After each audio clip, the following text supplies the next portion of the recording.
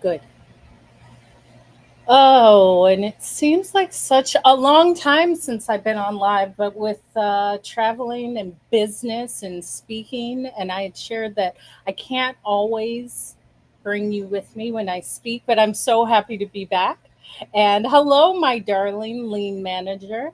And I have my red solo cup. I have my mic. Can everyone hear me? As long as everyone can hear me, we are good to go. So I entitled this live How to Deal with Negative People or Bring Positives from Negative Situations or Negative People. And we all have that. Some of you may be that negative person. Some of you may think that others are the negative person, but in reality, it's actually you. Um, and that's not a bad thing to be the negative person in someone's life. A lot of times we don't know. I have never been that negative person. Never. Me? No.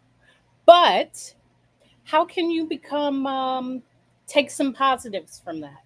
And this is a reminder because we do come across negative people and negative situations, but there's always something you can learn from it. And it takes shifting. It takes shifting. And here's the story. I came back and I was with my mom and my niece, and we were by the pool, and the power went out. All of a sudden, it was a silence. And you hear AC units, you hear stuff, and then there was a silence. I was like, the power's off. So I went inside, and my mom was like, "Who? Somebody hit a pole." Like that was my mom's response. Like, "Girl, somebody done hit a pole," because that happens. And so I said, "Okay, mom and niece, and my niece is 25." I said, "Let's go take a walk," because I love to take a walk. But the walk was also to see what had possibly had to happen. My mom sounds American. Okay, sure. Um, that reminds me of another story. Okay, so I'll tell you this other story, and then we'll get back onto the story about the power being off. So I was a flight attendant for 15 years, and once I was on the plane, and flight attendants sit on what's called the jump seat. So you sit on the jump seat very close to someone else. And the other flight attendant was probably based in like Denver or Houston. Those aren't cool bases to me. But either way, yay, Terrence. Yes, your show is on. That's what's up. That's what's up. Oh, yay. I didn't even, Terrence, thank you for that because I didn't even put a live goal. So I just achieved it from your one rose. That's wonderful. Thank you, Terrence.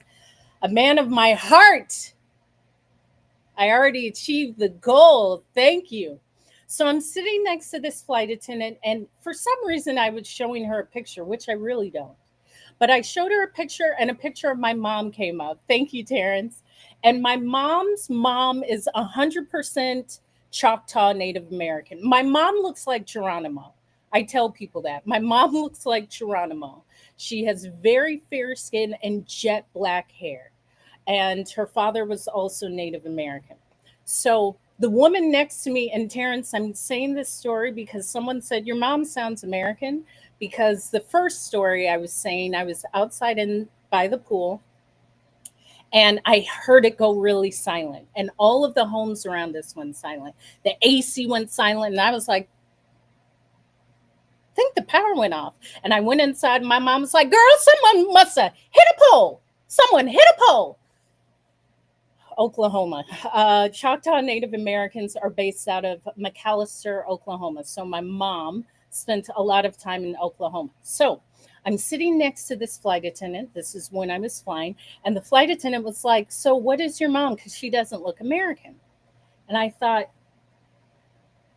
well, what is American looking? Like, because I've traveled a lot, if you go to Sweden, it's a pretty homogenous society. Um, what would I do if I was a guy for a day? I have no idea. I would probably be really depressed that I was a man if I was a man for a day. Yikes. Um, so she said, "Your mom doesn't look American." I thought, I don't know what that looks like because American doesn't have a look. And I like to play into this. You would let your homies test drive it. That's great. I don't know what you're talking about, but okay. Um, Thank you. My ideas innovate. I appreciate that. I appreciate that. So when this flight attendant said your mom doesn't look American, and I don't believe American has a look, I would like to poke the bear because I know what you're saying, but I don't really care. I'm not attached to any of that. Your lack of awareness or understanding leaves space for me to have fun. So I said, "Well, okay, I don't know what American looks like." She was like, "Yes, you do." And I said, "Well, not really." She said, "Yeah, you do. And your mom doesn't look American." And I said, "Oh, okay." And she said, "So where's she from?" I said, "Well, Oklahoma."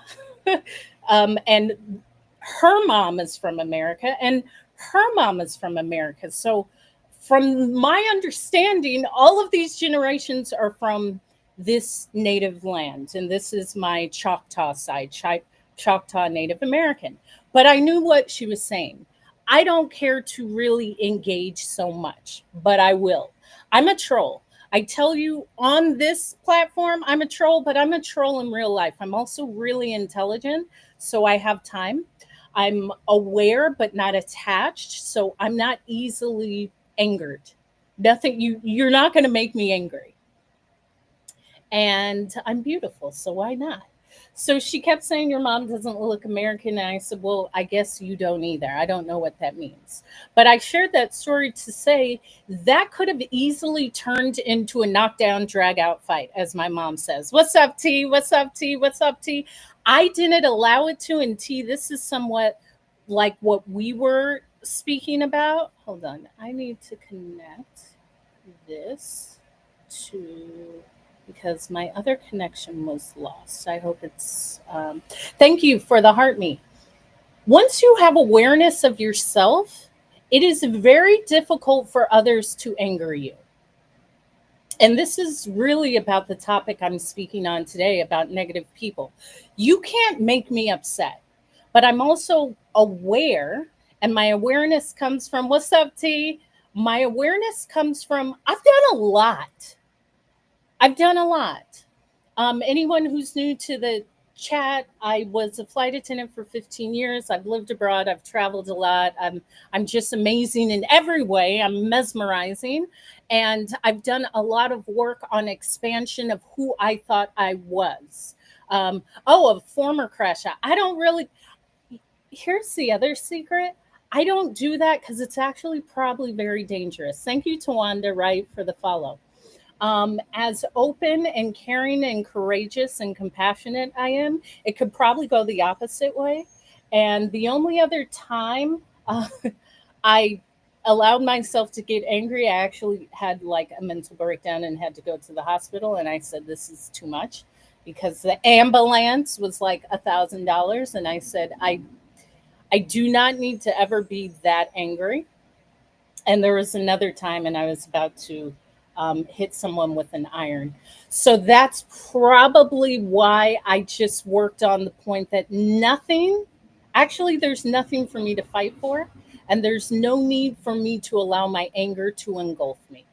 And a lot of times with negative people, that's all that person wants is for um, a reaction, for your anger to engulf them. I need to connect this to my phone. Just a second, because well, it says it's connected. It says it's connected. What's going on? This will figure itself out. So, to be able to get to a space where nothing bothers you, you have to understand that whatever bothers you is your trigger. So, if someone says all people who wear red hats are terrible people. I already know that's not true because you haven't gone anywhere. You've only been like 10 miles outside of your hometown. So saying the generalization of all, you don't know all people. And I also know that all people aren't anything. Any generalization is just not true. But also I would ask myself, why is this why is this angering me? Why does this make me upset? Why do I feel something? Why do I have to defend myself? Why do I feel less than?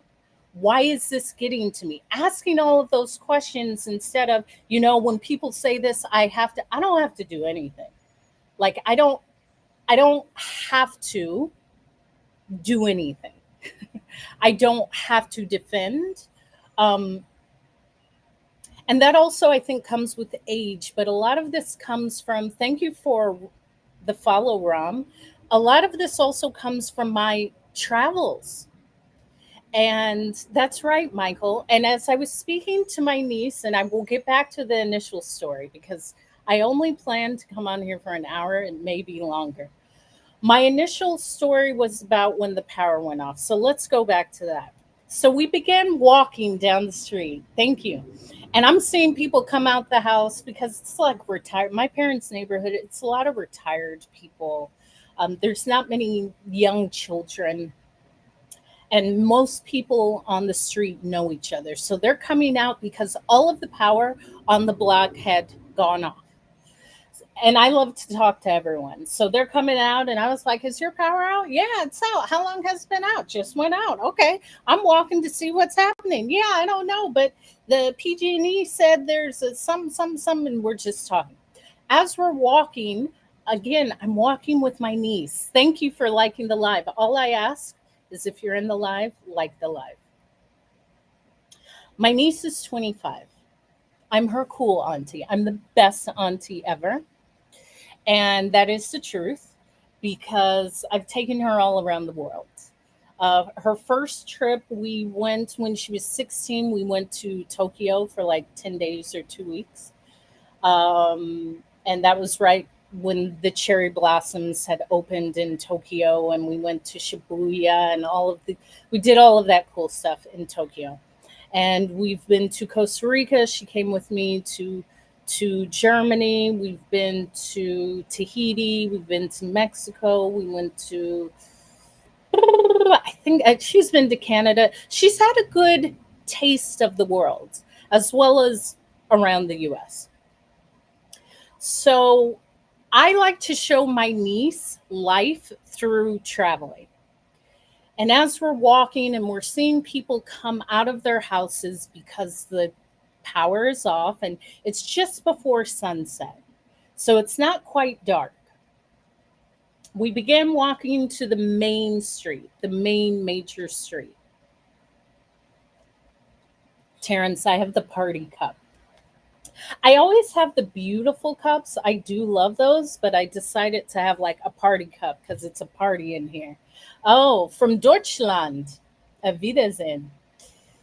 So as we walked to the main street, I said, "Oh, there it is." And I saw a bunch of, I'll say this like my grandmother, a bunch of ambulances, um, and fire trucks and first responders. I was like, there it is. Now, I typically don't like to go near when something like this happens. I don't like to approach.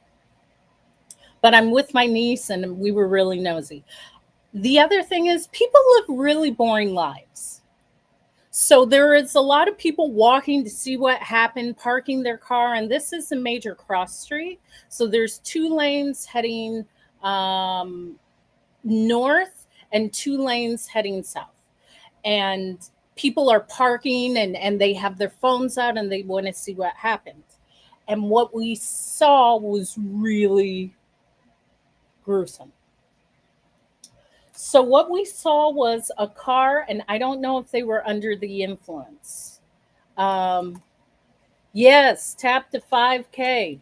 And there was more, it'll go in waves. It'll go in waves. Ethiopia. Oh, okay, cool. Very cool.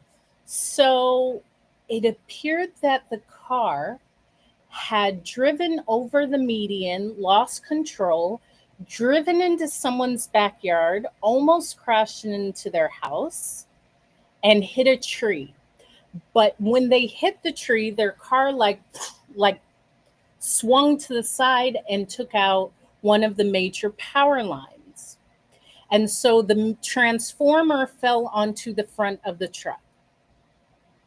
The person was pinned inside of the truck. It was really, really gruesome. Their windshields had caved in and they were pinned inside. So traffic was stopped on either side. On my side, where I was with my niece, I see this guy in a scooter and he's scooting up and he's like, "Hey, I went and talked to the police and I told them, hey, I got some flares. If you guys need some help, I got some flares and I could help with the traffic over here." And I'm thinking, why would they ask you to do that? why would they why would they ask you to go home and get your flares? And I share that because there's always individuals that want to help where their help isn't necessary. Now, if they were asked, that would be very nice, but this is just a regular, um, what is that word? Not citizen. You're a regular, not commoner. What's the word? Uh, Someone will put it in the chat. So as we're watching, I'm seeing the person is pinned inside their car. Now, again, I typically don't go and watch these things, but I'm with my niece. Civilian, thank you. Human as well. Civilian, thank you, T.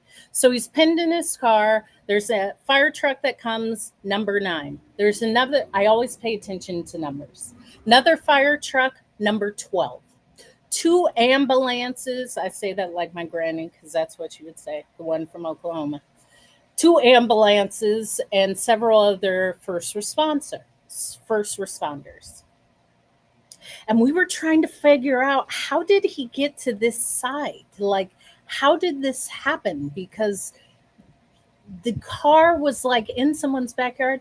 But either way, I began to see that they could not get the person outside of the driver's seat. So they had to like cut off the door. They couldn't get the door off. They couldn't get the person out.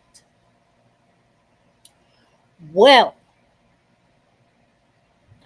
I don't know how, but someone's family member had reached out to the person in the car, and their partner, girlfriend, wife skirt, drove over and like parked in the middle of the street, got out and was like, "Oh my gosh, oh my gosh, oh my gosh." And she was just going nuts. Now, I share all of this because, as I shared with my niece, no one expected this to happen. No one expected any of this to happen. And that's just like with life. I'm acting every day. Every day. Every day. You have to. I act like the person that I believe I already am. So, how about that? So, I turned to my niece and I said, "Naj, all right, I think it's time to go because you don't want to see this part." And they were pulling out his body that was broken and bruised and bloodied and just really, he was hanging on by a thread. And I had shared with my niece, no one planned for this. Not the person where their fence is now annihilated, the next door neighbor whose fence was also caught in the crossfire, or their driver. No one actually planned for any of this to happen. Thank you. It is. My voice is golden. My voice is amazing. I appreciate that. I also want you to witness how I'm accepting the compliment and adding on to it. Thank you for your energy for the follow. Because your ability or inability to accept and hold a compliment actually says something about the love of yourself. So if how Ram said your voice is gold, someone would say, no, it's not. You're actually saying, I don't believe I'm that great. I don't believe in myself. I believe in myself. I'm also a professional speaker, so I know the power of my voice, and it's an active instrument. It's an active instrument. And I'm sharing that so you can go within and ask, how do I take a compliment? Do I? Do I say, no, no, I'm not. No, I'm not that good. Oh, this, I got it on sale. Oh, I don't look that great today. No, I look great. I look great. I feel great. I sound great. It's all great. Start saying that about yourself. Now, you may witness others and how others react to the love that you share for yourself. Again, when I started this live and I said, no one bothers me, no one can affect me, it's because I know me. You're at max volume here. I don't know what that means. I know me, I love me. But if I didn't, thank you, where you're just over 1,000 likes, that may affect me. And all of this, I always share, comes back to you, how you feel about you, what you think about you, what you don't think about you. So when someone compliments you, accept the compliment. You may not be to my level where you say, I know, my voice is great. I know. I do look beautiful today. I feel beautiful. It just is a beautiful day. And in all actuality, I I said that for today. Like, even if I get up and I may not have the thought of today's a great day, I will just say, today is a great day. You have to claim that day. So, as I was speaking about this accident where the person had driven into someone's backyard through the fence, knocked over the transformer, the power line, the tree, they were pulling him out, and it was really gruesome. I said, oh, it's time for us to go. Like, I get really sensitive. And I saw myself saying,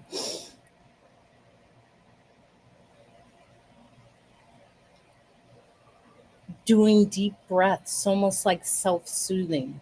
And I'm sharing all of these things because sometimes that's all it takes.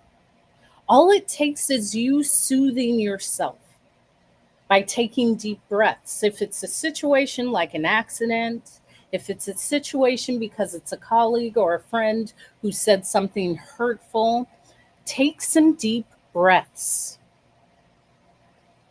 It does not have to be, as T in the chat said, you don't have to crash out. You actually have the choice of your response. You have the choice. You've actually always had the choice, but it comes with your awareness and your self love. So they pulled the person out of the car and put him into the ambulance and went to the hospital. And we began to walk back. And as we walked back, I said to my niece, no one planned for that. That's how life happens. This guy didn't say, okay, at 6:57 today, I'm going to have the worst car accident of my life. I'm going to run into someone's house and fence, and I'm going to have my life hanging by a thread. No one says that. These things happen, and then we adjust. But I also share that because if you don't know the beauty of the day, if you don't know the beauty of your life,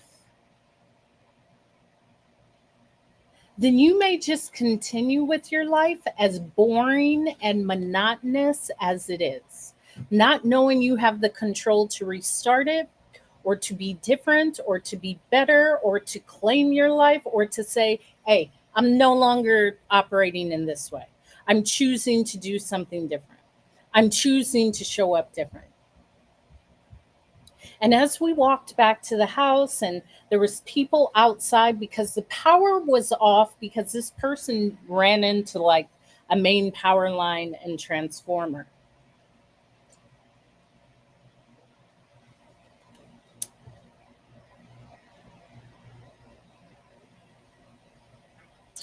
And I began telling some of the people in the neighborhood, oh, someone ran into the power line, but they're actively working on it.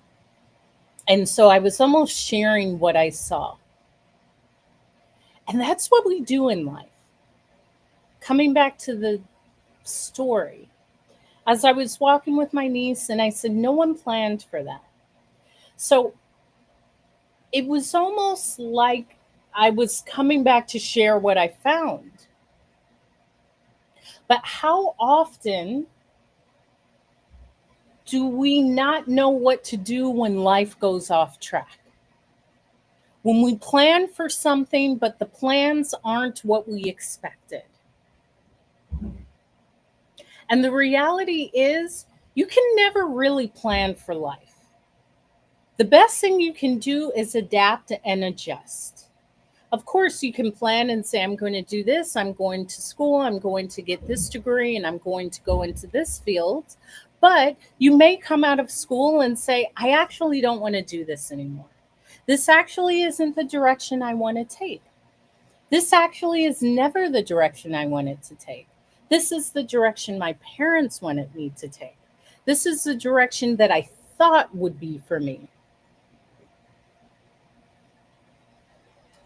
And as we walked back to the house,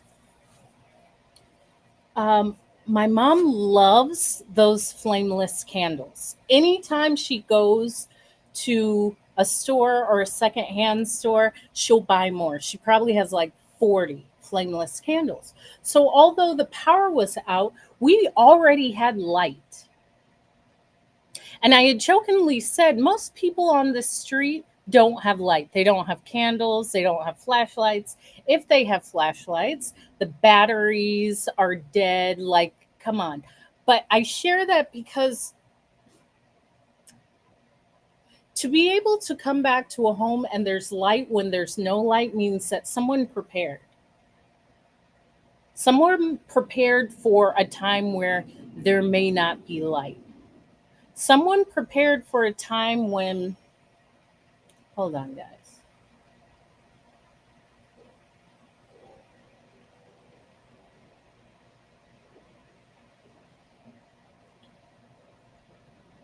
And how comforting that feels.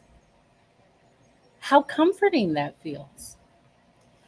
And the same thing transpired, and I learned so many lessons. I find that life is always teaching us when we allow ourselves to see the lesson in life.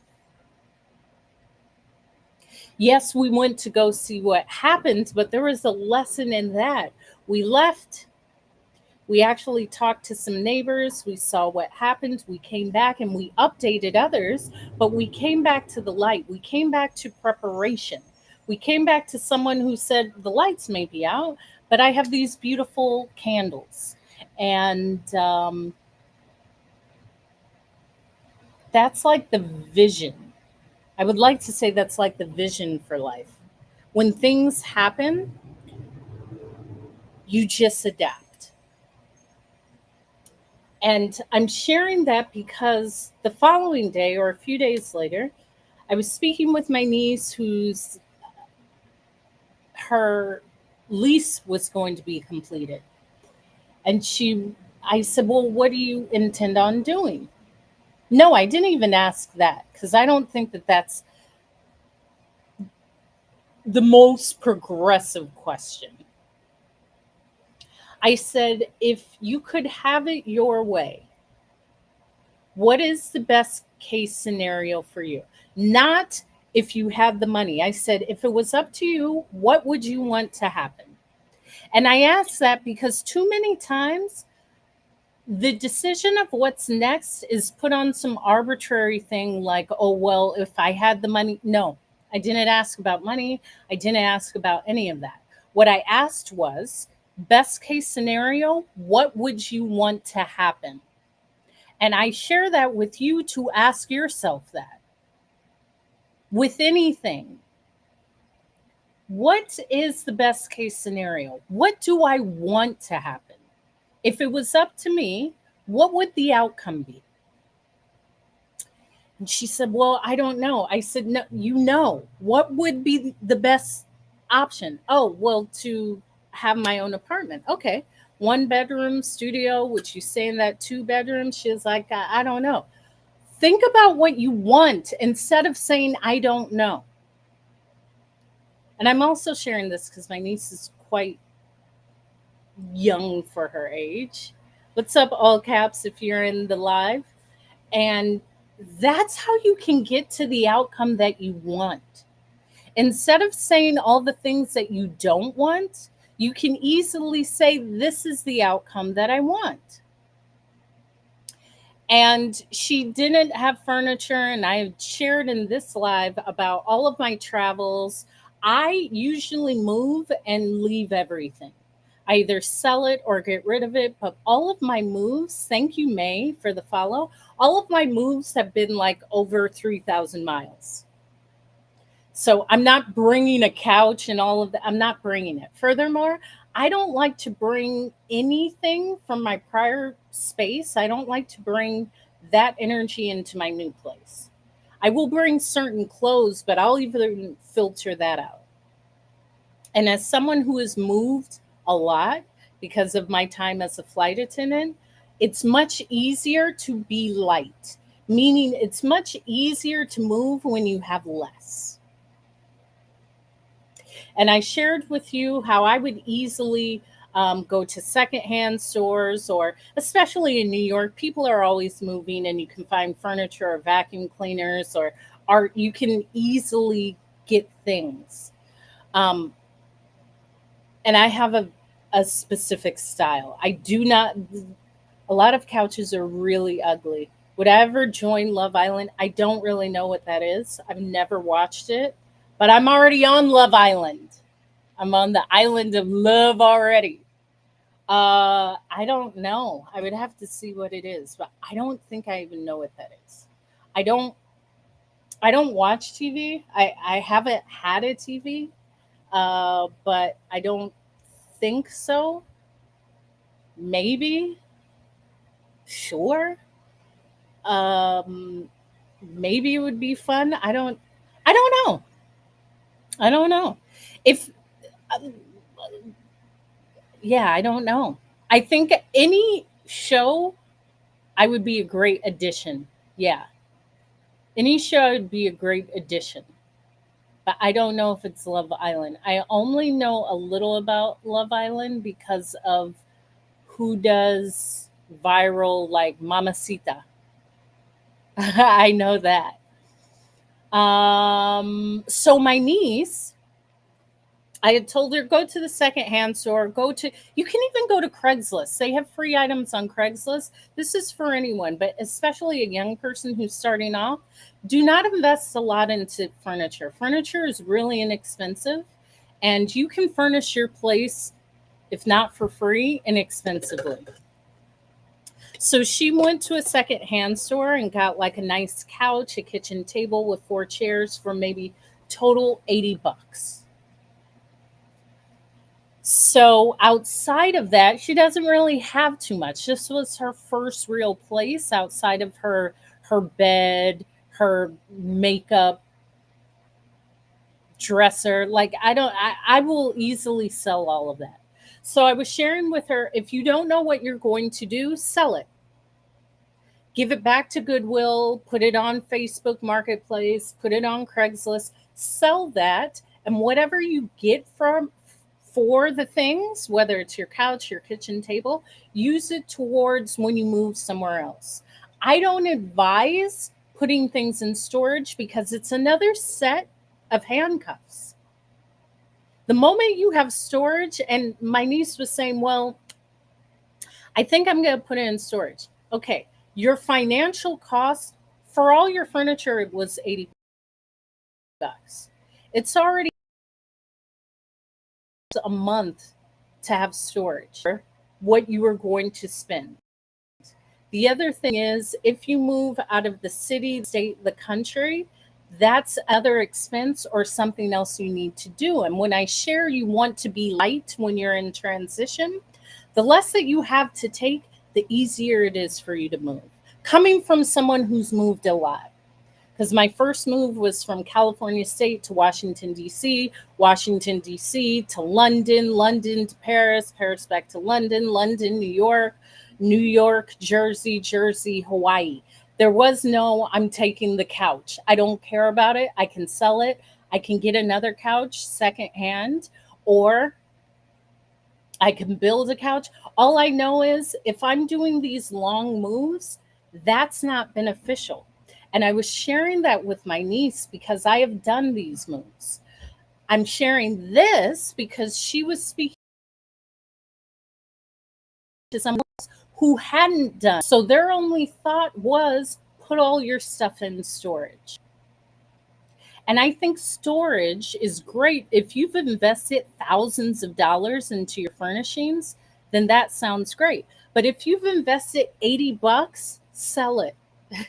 Sell it when you get a new place. You may move back in with your mom, but keep yourself light and keep yourself able to move with ease. Hi, 1212. I am glad you're in the live. And I shared with her that because sometimes you're asking the wrong person for advice. And asking the wrong person for advice, if you're not confident in your decisions, will leave a space where all of your decisions seem like the wrong decision. And I also say that because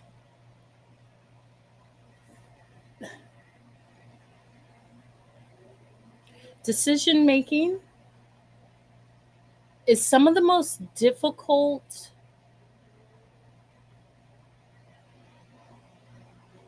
calculations that a lot of people make.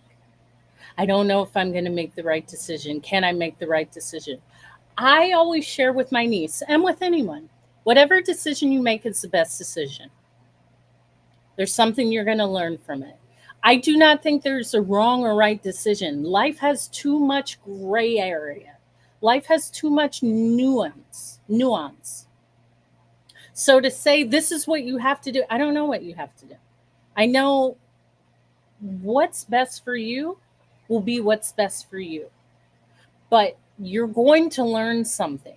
This has been what I learned, especially in all of my moves. And I've made a lot of moves. But either way, you'll be fine. And when I started this live speaking about negative people, that negative person may say, well, you can't make that decision because if you make that decision, this is the outcome. Every outcome has trillions of different ways of playing out. And to be able to pull back your view and not always feeling that, just a minute.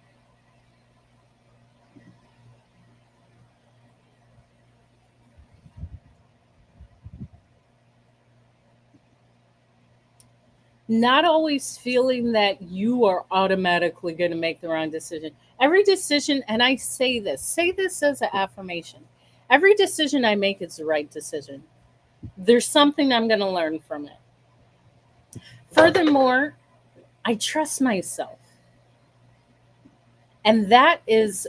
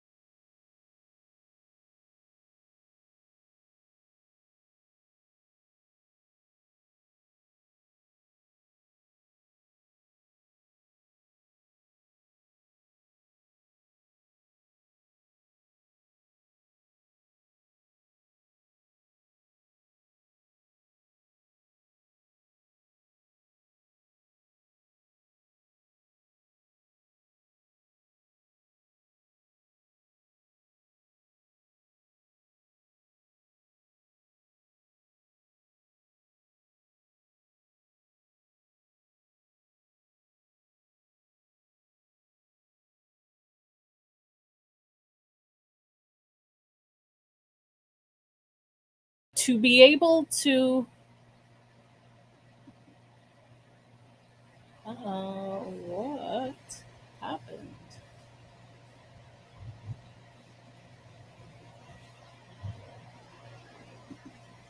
Hold on.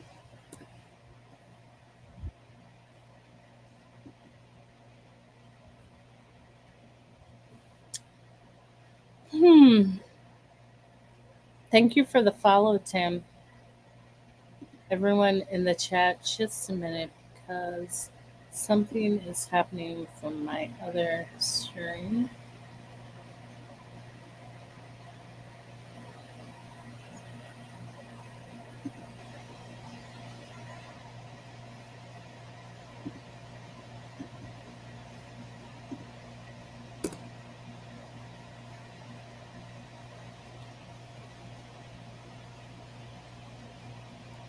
Hmm.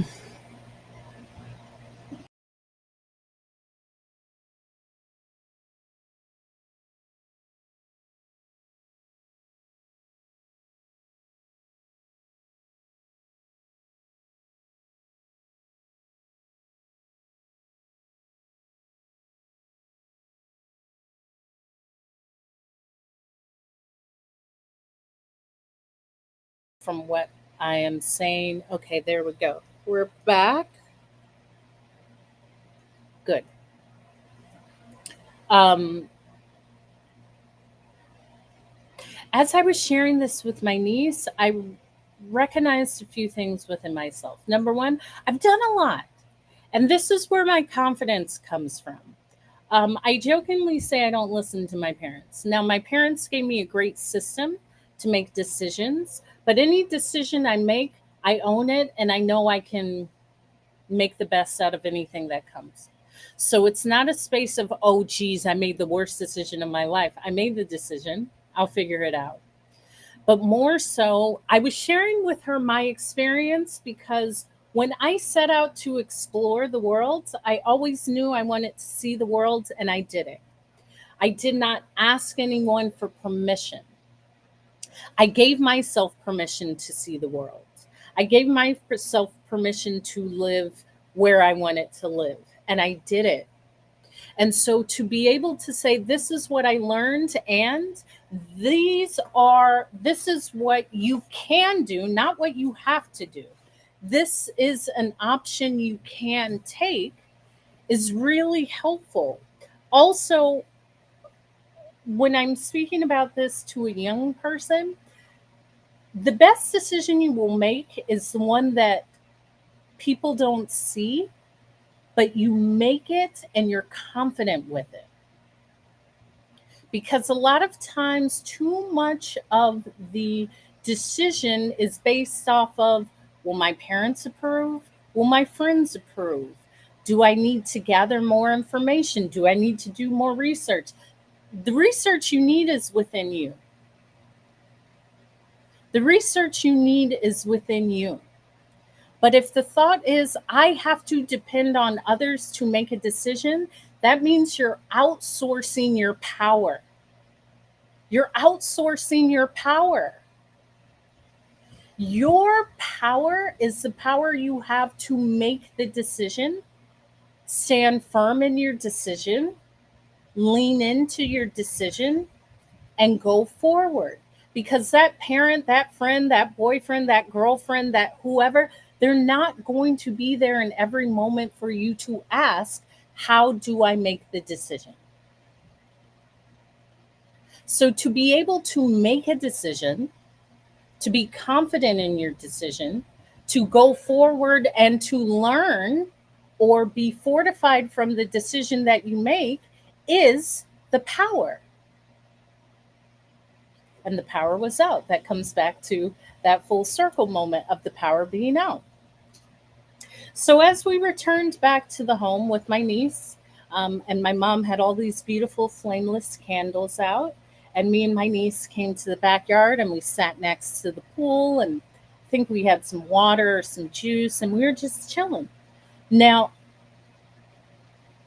I said nothing gets me upset. A lot of that comes from me being a flight attendant And being a flight attendant means that you engage with everything, things that you can't even imagine. But from that, it built up this reservoir of it's not that bad. People are just people.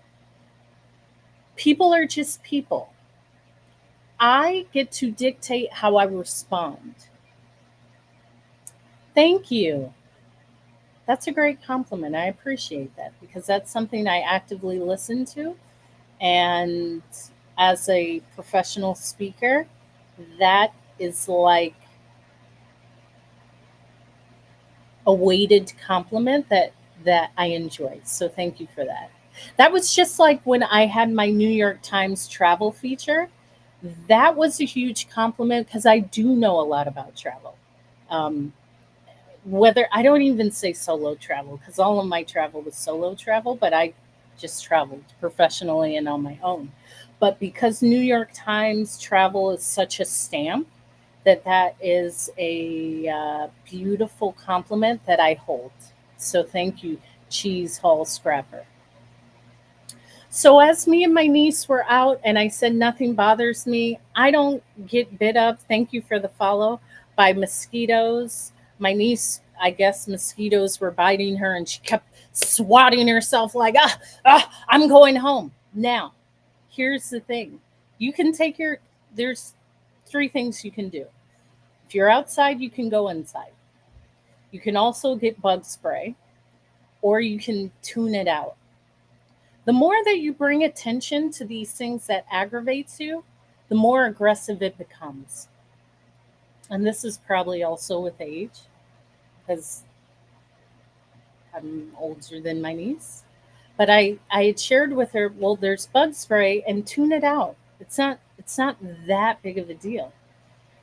And she had shared, thank you, Miss Jackson, for liking the live. She had said that she was leaving, and I said, oh, okay. And she ended up going to her mom's house, who's my sister. And shortly thereafter, the power came back on. And so the following day, because this continued on, the power was on, but it was such a major disruption to the power source that the following day, later in the day, the power went off again. And we had the AC on because it's quite warm in this part of California. And my mom was like, the power went out again. Now, again, I've traveled a lot. I've traveled to a lot of places where this is the norm, where you can everyone hear me? Because I'm seeing Bradford Technology saying he can't hear me. Let me know if you can hear me in the chat. I will continue to talk because Bradford, it may just be on your end. Maybe your volume is down, but anyone in the chat, let me know that you can hear me because sometimes people just come into the chat and say that to be a like nuisance. Um, so the next day, there was another disruption, and my mom was like, "Oh, geez, this is terrible." And I said, "Just don't focus on it." Okay, that's on your end, Bradford. Don't focus on it. You have your AC. The house is quite cool. Um, thank you. Yeah, Bradford, then that's for you. You'll have to restart your phone or turn your phone up because it's okay for everybody else. It's definitely you. So I went on. Now I share that because a lot of times you just got to shift your focus. The moment something irritates you and you continuously focus on it, just know the rest of your time is effed up. The rest of your time is effed up. I also learned this flying. If there was an annoying passenger, I take my energy away. I'm not going to continuously check on the passenger and say, they're annoying. I just tune them out. You have to be able to shift your energy. You have to be able to shift your focus and shift your focus away from things that aren't beneficial for you. If it's not beneficial for you, leave it alone. And I had told my mom, go out and get in the pool. It's still very cool inside the house, but if it starts to get warm, go outside. You have a pool, go dip in the pool and then come back out. Like, find a resolution for your problem. But the moment you continuously say, I don't want this to happen, this shouldn't be happening, you are the problem. You are the problem. When I say you have to be the solution, if you're constantly telling me the problem but not sharing the solution, you're the problem. And I'm going to get away from you, because focusing on the problem does not make the solution appear. Once again, focusing on the problem does not make the solution appear.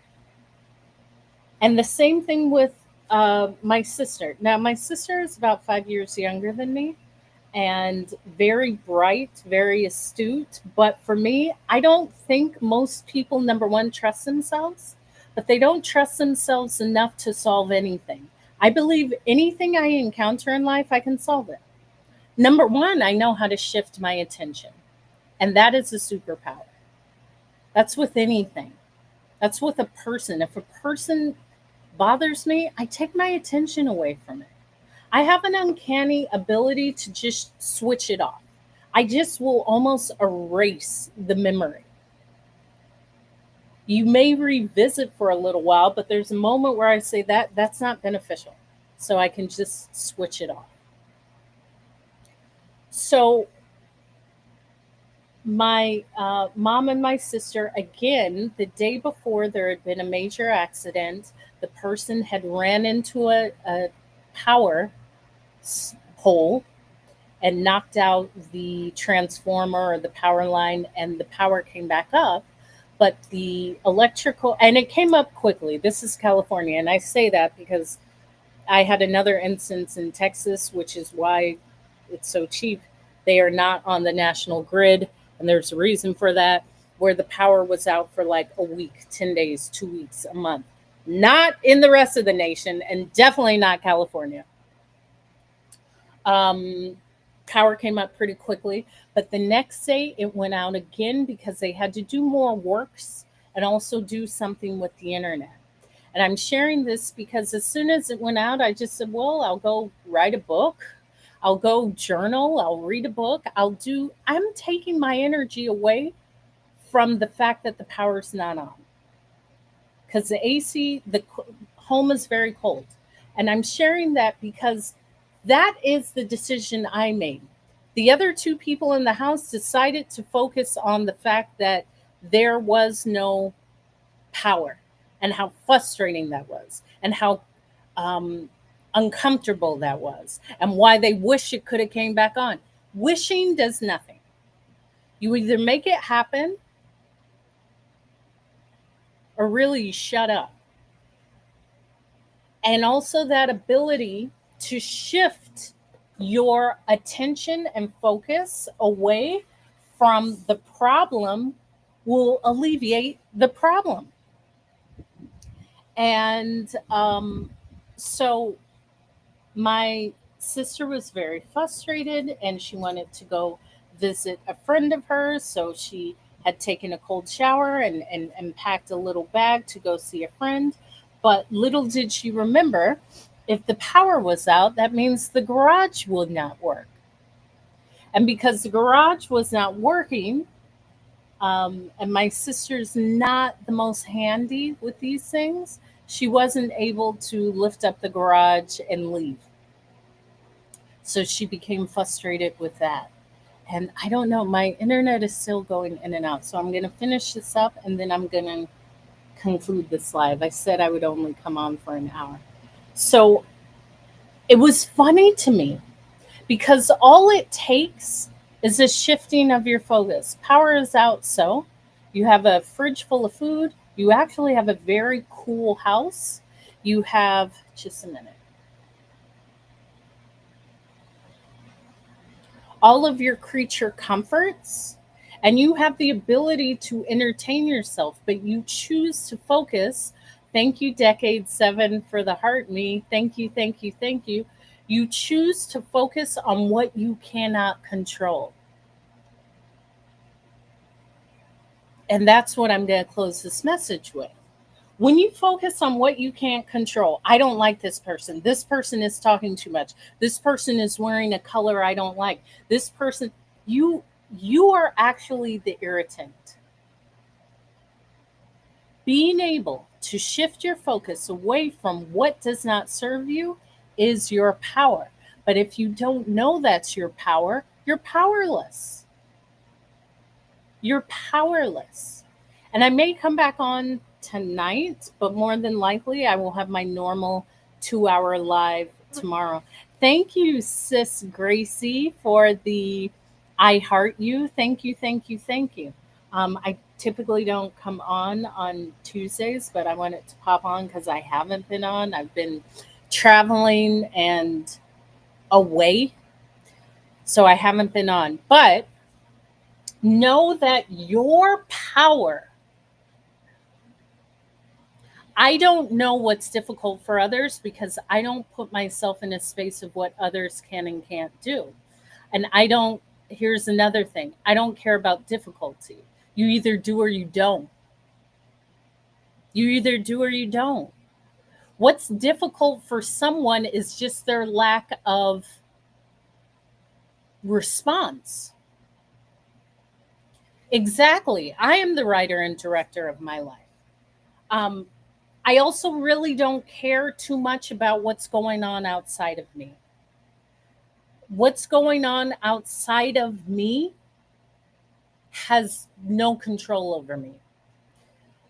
Thank you very much. Thank you for the blessings.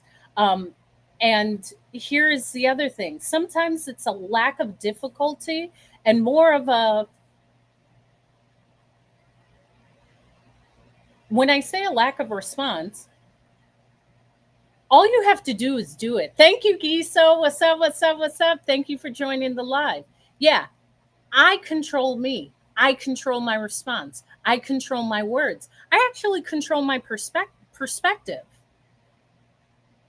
And that comes from traveling. This is why I'm calm, cool, and collected. When I hear individuals talk about how they see things, that's how you see it. But all you have to do is move.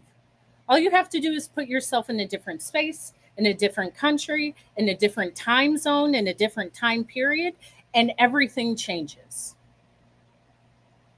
You saying I am a powerful woman is one thing, but put yourself in 1962 prior to when women could vote or even have an account. I control my peace. Now, a lot of this, as I said, comes from the fact that working in a uncontrollable environment, which is the airport and the airplane, that taught me that lesson. But I control my peace. I control my peace. I control my perspective. And I know myself very well. I don't control my heart. That is your decision. You can control. It's all up to what you believe. That whole saying of if you believe you can or believe you can't, it's true. That's it. That's why I know my power. That's why when I come on here and speak, and we've all been in difficult situations, but through difficult situations, I've seen how powerful my perspective and my ability to divert my energy into something is. Yes. And it's even, Al, sometimes you may make a choice where you learn. I don't think, as I said earlier, there's a wrong decision as long as you learn something from it. I'm in a space where I do not say this is what you should do. I don't know what you should do. What you need to do is what's best for you. The other thing is, a lot of people haven't been in your space. So you may be asking someone for help, or you may ask someone for guidance and they've never actually been there. So the advice they may give you is like they've made it up on the spot. I'm always going to trust my advice. I don't really care about someone helping unless I ask, but I typically don't ask because I trust myself enough. But it comes from, yes, that awareness and that ability to learn through whatever I come across. Thank you. And that's power. Because again, if I have to outsource my power to you because I don't trust myself, that means I'm always almost at a loss. I know my power. When I was speaking of this instance where someone ran into the pole, so the power went off, um, I don't know. For those that are not, let me read this. For those that are not as adept at thought control, I think, okay, now with all of this, my initial response is I don't know and I don't care. But thought control comes from you. It comes from all of this, and I'll always say, go watch my TED Talk. It's in my link in bio. All of this comes back from your awareness and love of yourself. If you love and know yourself, you believe you can really do anything. If I don't trust myself, if I don't know myself, if I don't love myself, if I don't believe I make good decisions, because my mom always said, no, that's a dumb decision. And I actually had my mom, I jokingly told my mom, I'm the elder for some people. And I love affirmations. I do them every day. Um,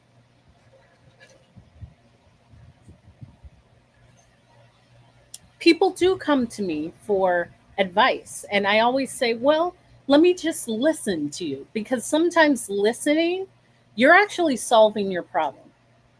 So I allow the person to speak out what's going on, and then they'll say, oh, geez, thank you. That was really helpful. It's not like I didn't know. Yes, exactly, decade seven. It's not that I didn't need your help, but from speaking it out loud, I kind of worked through it. Hold on, let me pick up this up.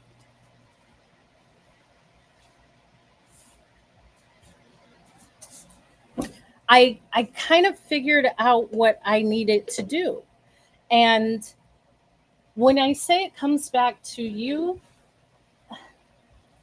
I have done a lot, and I it's always finding yourself through flying, living on my own since I was 22, traveling the world, living around the world. Number one, my parents gave me the system to make a decision. They gave me the system of reasoning, they gave me the system of confidence, and they gave me the system of resilience. And through those three things, coming to a decision, feeling safe in the decision that I've made, and knowing that I can bounce back from anything, which would be resilience, there's no decision that I fear. It's easier to repeat an affirmation than to immediately forgive an injury or insult. I don't care. See, here's the thing. When you're asking me if you agree, I I don't even know what this means. Then immediately forgive an injury. I forgive with ease because human beings are just humans. So I don't know. But my real answer is I don't care. It's not about me agreeing or disagreeing. It comes down to me that this is what I hear when you're asking this question. Um, I can repeat an affirmation, and that is more simple than forgiveness, which doesn't make sense to me because the two don't align. Um, when I say I don't care, I don't care. You never know what people know or don't know. So I don't, I don't, I don't think the two are synonymous. But human beings are just that, human beings. Um, I forgive with ease. Now, forgiving does not mean access to me, but it would just depend. You would have to give me a real situation. An affirmation, if you're speaking about an affirmation towards someone, I don't really have, I don't have people do really terrible things. If they have, then I can see it from many different ways, but it's always a lesson. I'm not speaking about ignoring. You are coming to an assumption that ignoring is forgiving. I've never said anything about ignoring. I don't think ignoring can be a solution, but I don't really have issues with people. I don't.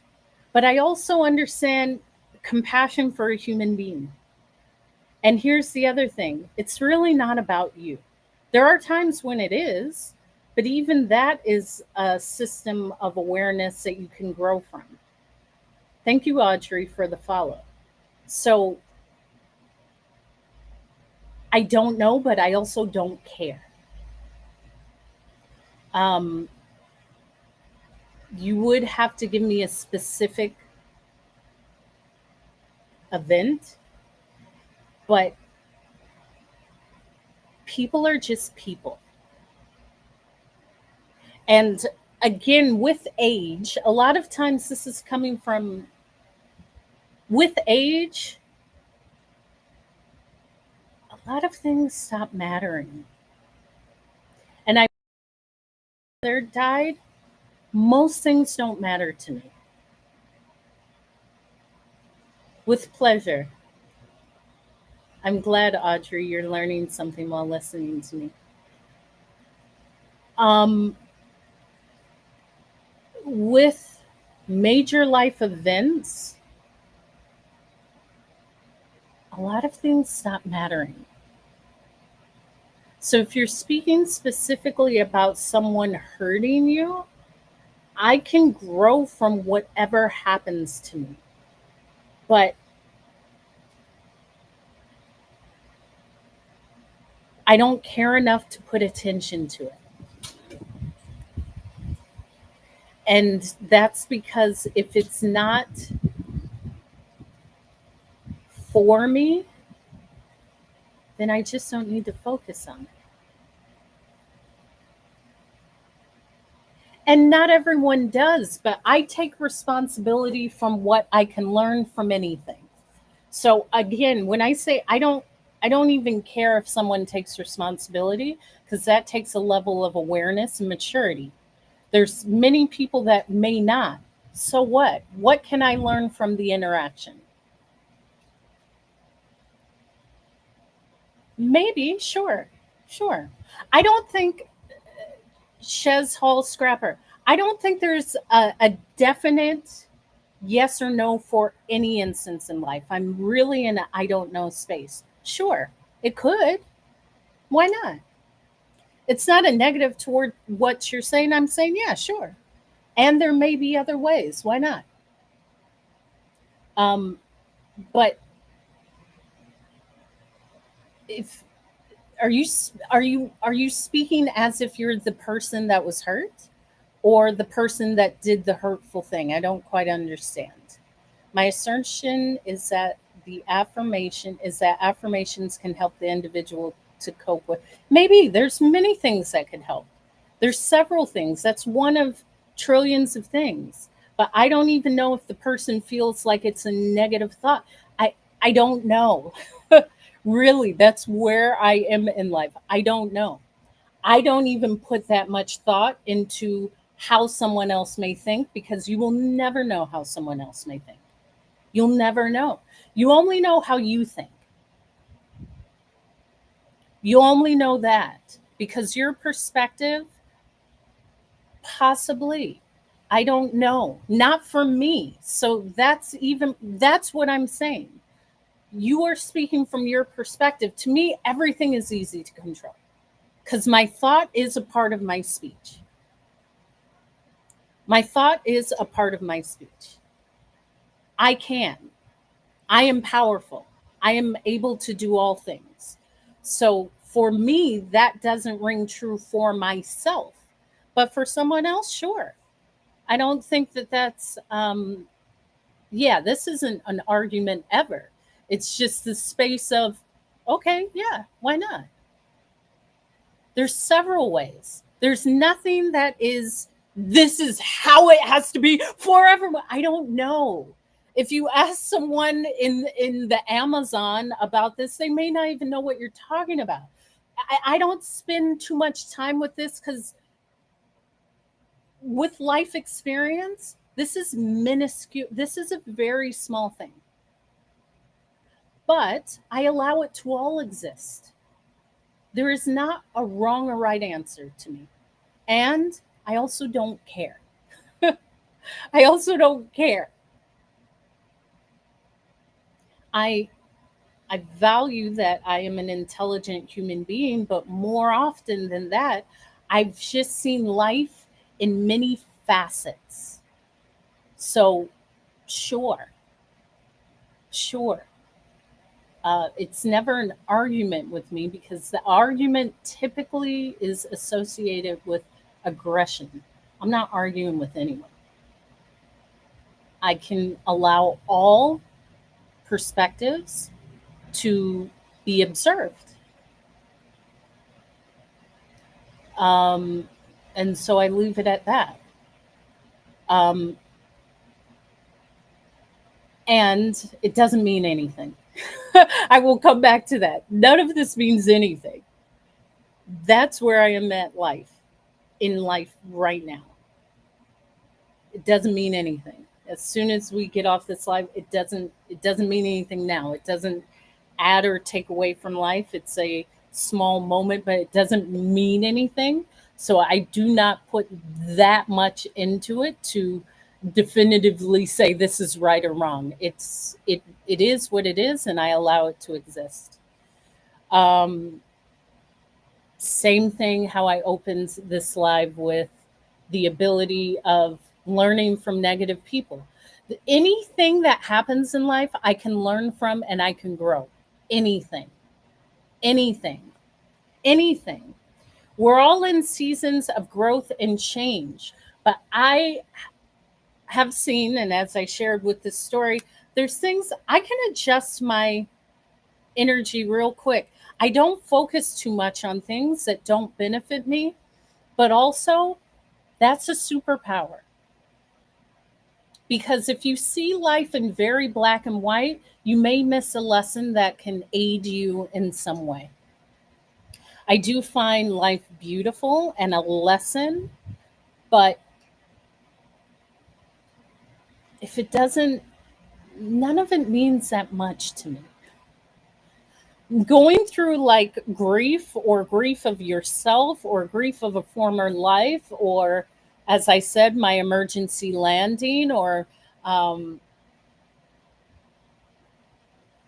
just life allows you to let go of the need to definitively be right, because there's always something I can learn. Really, there's always something I can learn. And because of that, if I allow that to exist, I can learn from myself, the other person, and whatever is being discussed. As I was speaking to my niece, I also understand when I say I've lived a lot of life, as I was speaking to her and she's 25, I was like, wow, 25, I was already in London and I had already perfected another language. And then I moved here and I did this. There was a, with the expansion of who you are, you actually understand that that doesn't mean anything. Sure. I thank you. I'm 41 and I gladly say my age because there's that with women and like my I enjoy the act of uh knowledge through living and through age. So it's never a negative thing. It is a privilege to have wisdom and age, and the two aren't synonymous. But that's why I am a little bit more open, because I think when I speak to a lot of my friends who are a lot younger than me, there's this need of like, well, listen, this, I don't do any of that. Like with life, you will understand that, like that, if that serves you right now, sure. But with wisdom is the ability to allow observation of whatever perspective. Yeah, and I probably have a young spirit, but that's because I love my life. I've done what I wanted. A lot of bitter people is just because they haven't lived life on their terms. I've lived life on my terms every time, whether that was leaving a relationship, whether that was leaving school to pursue, whether that was leaving being a flight attendant. I have truly done what I wanted to do. And as I was speaking to my niece, I share with her a lot, because if you're not there, you won't understand. Every decision I stand firm on because I made it myself. The moment I started flying at 22, the moment I left school, um, and said everything I do is supported by myself, that gave me the freedom to be myself. Yeah, no, but it's also genes. It's also, I'm an athlete. I go for walks. I drink a lot of water. I'm meticulous about what I eat. I have great skincare. I journal. Like, it's not all, it's energy is everything you put into your life. I don't drink alcohol. I used to, but I haven't in, I don't know, probably over a decade. Uh, and I make life easy, whether that's through meditation or prayer or spirituality. I am open with life, and I've learned a lot. And I do speak about the passing of my father, because that's a whole nother level of understanding. But being in that club of losing a parent puts you in a different space, and grief is an amazing area of growth.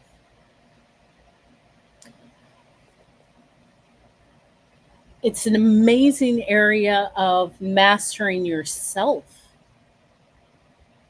It's an amazing area of that circle of life. When I shared about the accident that me and my niece, I don't have any nothing bothers me. Nothing bothers. Why would I? Did you just, have you not heard anything I've said at all? Nothing bothers me. I was a flight attendant.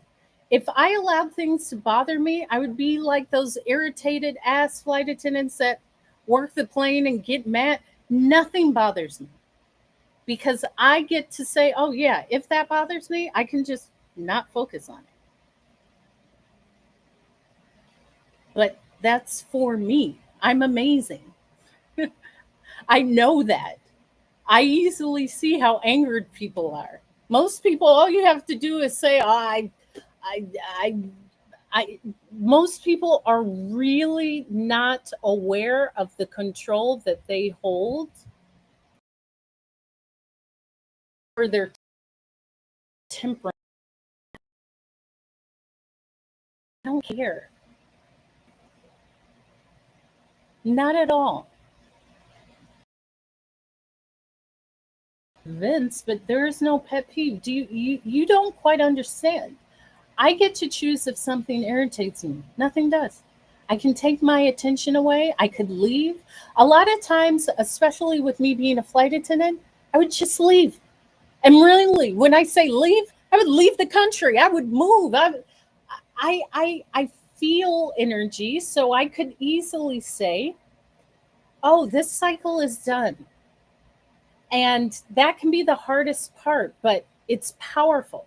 When you understand, I've learned this lesson and I've shared this, a lot of people may not understand because it's a concept that may not be understood by many. But I've lived in different places and I know when I've received the lesson that I needed from there. Because it's like, okay, it's time for me to move. And a lot of times I wouldn't, and so I would get kicked out, or it would be like, okay, Hope, you're not listening to the lesson. You've learned it. It's time to go. Same thing with relationships. I was thinking about a relationship, and I was saying I kept going in that loop because I wasn't understanding. Like, all right, Hope, you're actually not supposed to go back. I can love a person, I can care about a person, I could look up to a person, I can appreciate a person and leave your ass. Sometimes that's relationships. And I was speaking about that with my mom because my dad set an exceptional standard of what a man is. And I am grateful that I had a wonderful father that was here daily. I had him in my life every day. He loved me and all of my sisters and was um, able to help me with my homework, and I could talk to him about anything. And he was present and he was honest and he set a standard of what a man can be in my life. And because of that, and because I've seen it demonstrated between the love of my parents, if I don't have that, I don't need it. And I don't need it because it comes back to me. It's the confidence and love that I have for myself. Baby, I'll build it myself. And how beautiful that is. But a lot of, and I'm speaking to women specifically, um, I'm not really asking. If I'm not receiving what I need, I am okay with saying, this is the lesson, and baby, you got to go. And not even you got to go, I'm gone. Okay? I will, I am out of here. And I'm out of here because I love myself enough that I've learned the lesson and I understand that the best thing in my life is me. A partner, a loving partner is always incredible. But the best thing in my life is me. I will never put someone over me. There have been times where I have, and that is the lesson. But the same thing with a pet peeve, if it irritates me, I just don't have to put focus on it. And same thing with a friendship. There's been friendships where I've learned that, oh, I want this person's response or validation because I don't feel that I'm enough. And now that I've learned that this relationship and friendship isn't reciprocal. And that's okay. This isn't said with anger. This is said with a beautiful space of learning to love me. And loving me doesn't mean you go cuss people out. It actually means it's a bit more quiet and gentle. I don't need to do that. I'm extremely persistent for the life I want because why would I want anything else? And that can be easy or hard. I don't believe in doing anything I don't want to do. Trust me, ask my parent or parents. But what does that mean? That means any occupation, I'm going to love what I do and I'm going to build it. There's some people that will never understand that because they would say, well, in the meantime, I'm going to go over here and flip burgers or I'm going to go. I physically can't and I physically won't because that means I have a trade off. And if that means I have to be in a space where you got to figure it out and things are uncomfortable, that is my lesson. But that's because I know me. That's because I know me. Because once I figure it out, baby, I'm flying. I'm at the top of Mount Olympus. I've never actually had a profession where I didn't love what I did. But even if I didn't love it, there was something about it that I loved. There was some action or the learning of it that keeps me going. I'm a nerd. I love to learn. I was the smartest kid. I tested all crazy. I love to learn. Monotony and things where I can't continue to learn, I'm going to leave. I'm going to leave it. And it's not that I want a challenge. I love learning about me and the world and others and how I react and respond and how I can make things more comfortable for me in situations and my persistence. But that means I'm not focusing on what others are doing. I'm focusing on what hope is doing. And I'm going to close with this because I said I was going to be on here for an hour. I've been on here for an hour and a half. Someone had said, "Oh, well, this person is selfish," and I said that's not a bad thing, especially for women. They're often told to be selfish, not to be selfish, and to give the shirt off your back. I'm not giving no shirt off my back. I'm extremely selfish. Now I'm considerate. I will consider a situation, I will consider others. That's the big difference. If you're selfish without consideration of others, that may leave discomfort within others. But I'm extremely selfish because self preservation is life. I am considerate. I'm considerate of people's times. I'm considerate of people's homes. I'm considerate of people's feelings. But I possibly, but I don't know. I can only see it from my perspective. So I don't, my perspective is mine. But she wanted what she wanted. My dad would say, I found the car that you wanted. And she would say, well, is it blue? No, it's white. Don't get it. My mom was completely selfish in that way. She wanted what she wanted. But I'm an advocate to be selfish. You should. You should be, have, see, get what you want out of life. If you choose to be considerate for others, that may be helpful, but you decide. I'm not telling you that because I'm ending the live. So, with that, as I said, I was also streaming on um, Hope is Speaking YouTube. Go go subscribe to my Hope is Speaking YouTube and subscribe to my Hope is Speaking Twitch. Whenever I stream on here, Hope is Speaking on TikTok, I'm also streaming on Twitch and YouTube.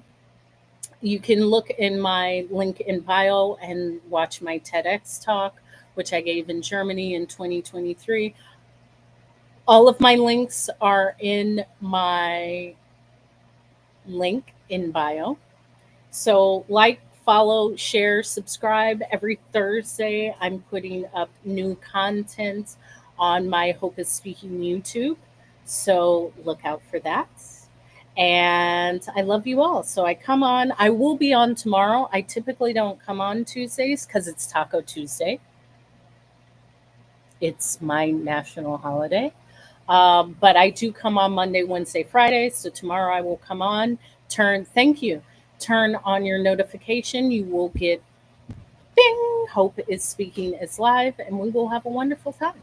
So I close my live with these three things. And sometimes I come back on, but that's not a promise, but I will definitely come on tomorrow. Be the reflection of love because we all come from an infinite source of love. Secondly, show up. Show up for my live, show up for your workout, show up for who you want to be because if you don't show up, nothing happens. And finally, everything can work in your favor if you allow it to be a lesson. I don't care what it is. And I even say that with my dad dying. And he died of natural causes. He was 76. But there was something that I learned in that. So I don't care what it is. There's something that you can grow from, something you can learn from, and something that can aid you into how you see life. Allow that to happen, and you will become the most powerful being on the planet. Okay? I am an oracle. Definitely. I think you see who I really am. Farewell, Avida Zen, and I will see you all tomorrow. Bye.